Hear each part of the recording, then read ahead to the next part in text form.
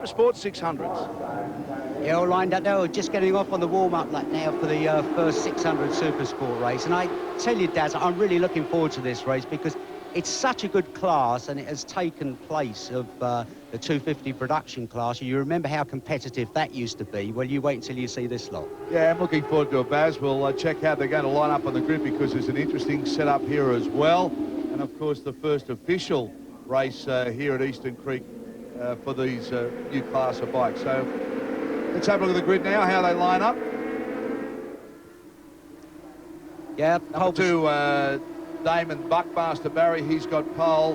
Morris, Baines, Thomas, Allen, Nowlan, Taylor and Milligan. So some familiar names of previous times when we've been here for the Winfield Triple Challenge. Exactly that, you know, because the majority of these guys used to ride in the 250 production class, and now this class has become so important that the Japanese manufacturers are really supporting it. In actual fact, this is the world debut for the Kawasaki.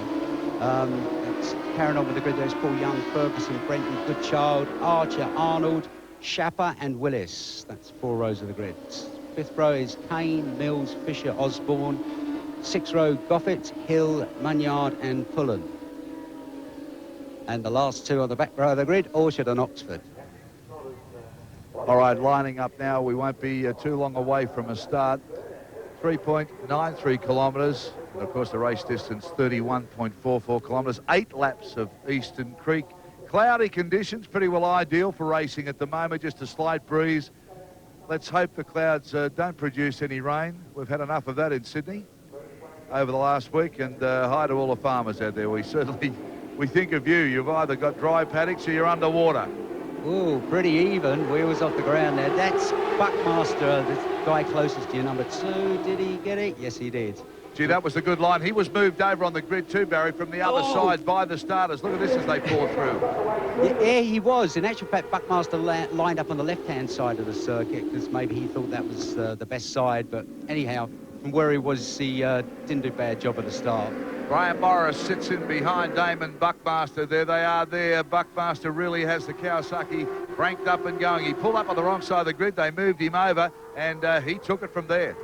Well, if you look at the way Buckmaster's going already, you can see that he's Graham Morris is struggling already to stay with him. That's quite a good little gap. You know, it's what, 30 or 40 metres.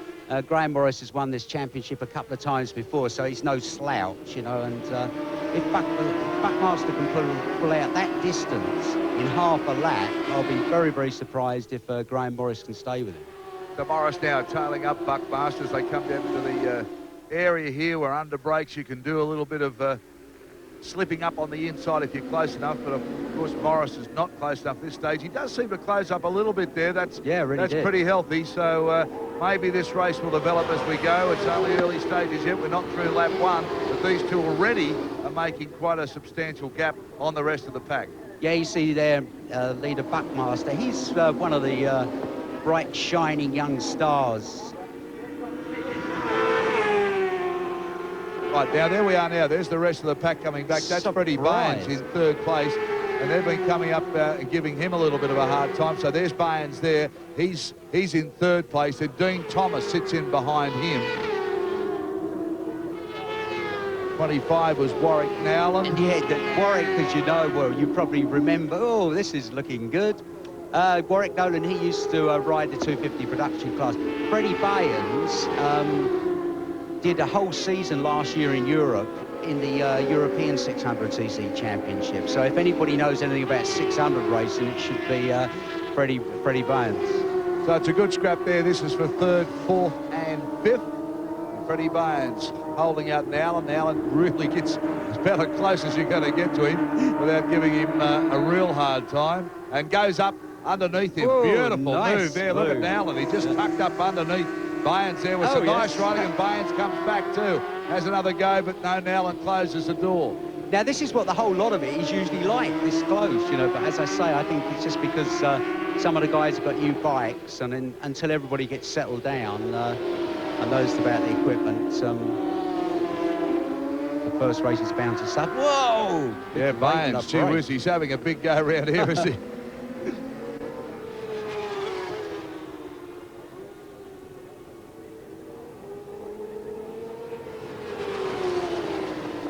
The Warwick Nowlan now leading this bunch. He's now running in third place. Freddie Baines sits in behind him. And then Dean Thomas is the last of that bunch. So let's go back to the leaders now. And there we go. There's been a change because Morris has now snatched the lead. That's interesting, you see. So we didn't actually see if Damon Buckmaster made a mistake or anything, but this is what I was saying about experience earlier. Oh, nice. Look at this. Buckmaster having a big go. Whoa. Nice and close. You see, that's just the advantage of experience. You know, you settle everything down, don't lose too much ground at the beginning, and make sure everything's right with the bike, get the feel of everything, and it's the best way really to do it, but you learn to do that. I've got an idea that maybe Damon might have made a mistake somewhere or got it sideways somewhere, because he seems to be giving Graham Morris a bit of a hurry up now. No doubt about that. He's climbing all over him. I mean, you don't get much closer. They were back a few corners. They're almost elbow and elbow rubbing each other. It'll be very interesting to see, Dazza, down the straights, the difference in the speed of the bikes, because it's amazing how two totally different companies can end up with two motorbikes, as we're always saying, with the 500s that are virtually identical. 3.5 laps to go, so Morris, can he shut him out? Damon Buckmaster, quickest in practice, as we're all over the back of Morris now, and if they can get a good slingshot out of this top corner, we will get a terrific look at them come down the straight and just see who's got the most horsepower and who's got the better brakes. Yeah. Here we go. See, Graham Morris got a little bit better run there onto it. Now, Damon Buckmaster will pick up the slipstream here. There's nothing in it. In actual fact, the Honda is quicker. Honda's quicker in a straight line there because Buckmaster couldn't even get into the slipstream. Now, watch for the heroics on the brakes here. Buckmaster up at the outside, inside. Oh, no. Morris got sort of hurried up here last time round. He's not going to make the same mistake and leave that gap open again. So Buckmaster really couldn't come up beside him like he did. Not that he got past him with that move either, but Morris a lot more in control this lap. Yeah. Whoa! Wow! Nowlan, Baines and Thomas, they're fighting it out for third, fourth and fifth. Nowlan holding out. You saw him go past Freddie Baines. He's still there now. Buckmaster up the inside. Nice. Have a look at this. Buckmaster now. Morris had a look and he just couldn't do it. That was nice. Smooth move, good stuff. Right, now let's have a look as they go over the crest of the hill down into the hairpin. Watching the... Oh, no! Morris ran a bit wide, got a little bit out of shape on braking there. You see how much ground he lost. Amazing, isn't it? Yeah. He's dropped back 2 or 3 lengths just on that one little slide. Yeah, I think what he was doing there, he was going, right, real rush into this one. I'll have a good go at the hairpin, and sort of outraced himself. So Damon Buckmaster now has the best lead he's had during this race and since getting past Morris. But Morris, he's a tiger. He'll come back. There's no doubt about that. If he can just get the bike in the right position now to come down the straight, we'll just see if he can make some ground barrier with the Honda. Yeah, he won't pick up a slipstream from that far. There's no slipstream there. You need to be sort of 15 feet behind, and he's just a little bit too far back. But you really saw that as you came over the crest of the hill. He just sort of rushed into it a little and kind of blew it for himself, because he's got a lot of ground to make up. And Buckmaster's, as I said, he's one of the best young talents around in Australia at the moment. Just under 2 laps remaining now, so Damon Buckmaster on the Kawasaki has set the pace in practice. He led early. Morris went past him. Morris now in second place. Nowlan is still back in third with Baines in behind him. That's been the dice of the race for most of the race, and because now Buckmaster has opened up a substantial gap on Morris, and there it is. I tell you, just looking at Buckmaster and the way the bikes turned out, and Graham Morris and that, the rest of Europe could really take a lesson from Australia, because Australia doesn't get an awful lot of money in sponsorship, etc. But you go and have a look at those guys' bikes. They're all immaculately turned out. All their leathers are nice and clean. The whole effort is really good.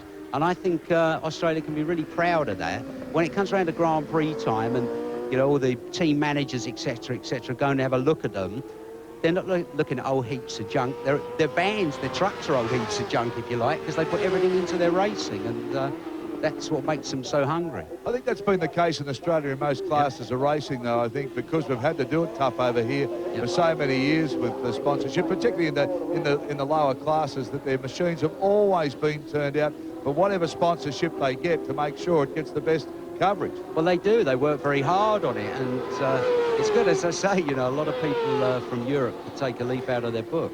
Damon Buckmaster on the last lap now for him, and he has really built up a substantial lead with Morris. He gets a little sideways again. You see there, now that is a classic case of the bumps made by the dragsters. They made grooves in the circuit, and when you get to the end of the straight on the braking, there's a grooves made by the two tyres, and as they're braking, they're bouncing over those two grooves. And in the rain, those grooves fill with water, and it's very, very dangerous.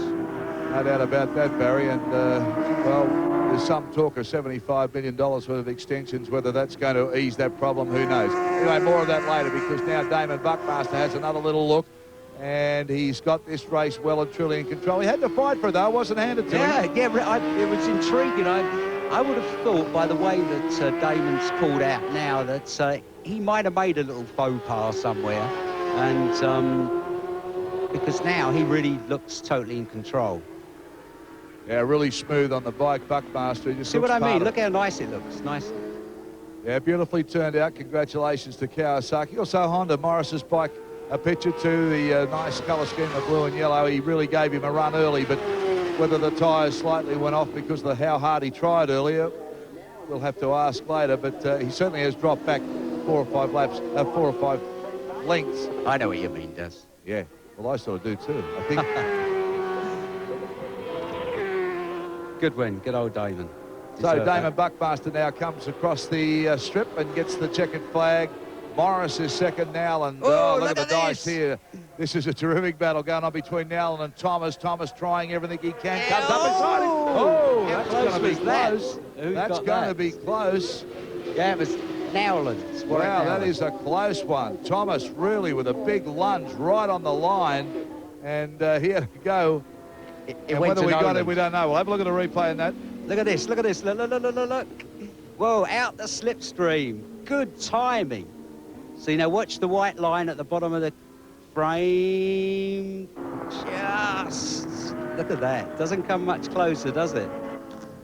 Now let's have a look here as Dean Thomas really lunges out at now, and watch for the light white line coming up. But Barry, this is a terrific run from Dean Thomas. He just timed it to perfection. Yeah, but I don't think it worked out. Just look at that. No. Well, there's the difference. Now, look at that. And in time, that is 11 hundredths of a second.